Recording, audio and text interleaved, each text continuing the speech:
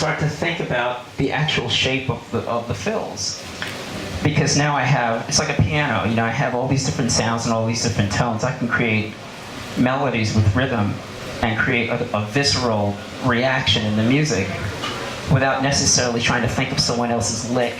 I'm starting from the beginning. I'm starting with just rhythm and sound so that I can come up with my own idea.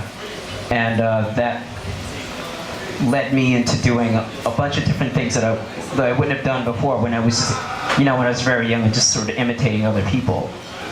So it just gave me a different palette so I could come up with different fills.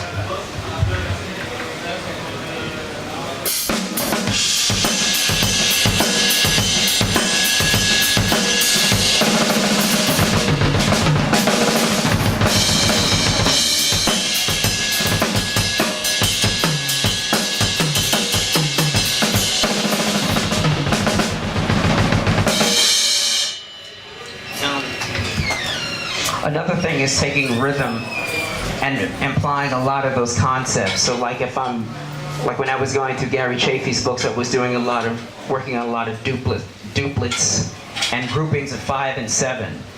And these are things that most of you, well, I know I never really get a chance to play unless I was in a Frank Zappa tribute band or something.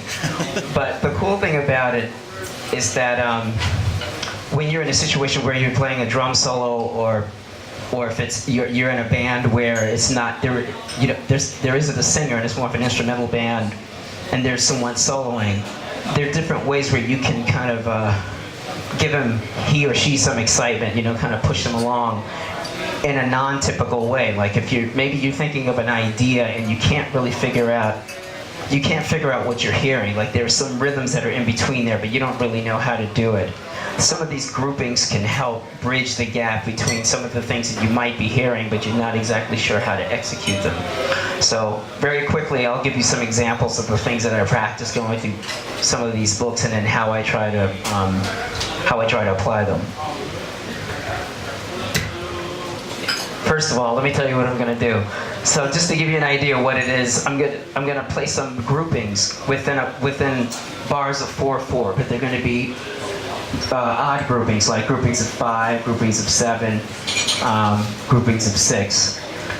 And just what I had to do was to figure out how these things would fit in these bars, and without necessarily having to superimpose the stuff on top. So actually playing the groupings within the bars of 4/4. So I'll play 4 groupings of 4, 2 groupings of 4, 2 groupings of 5, 2 groupings of 6, 2 groupings of 7, and 2 groupings of 8. And you'll hear how the rhythms fit inside.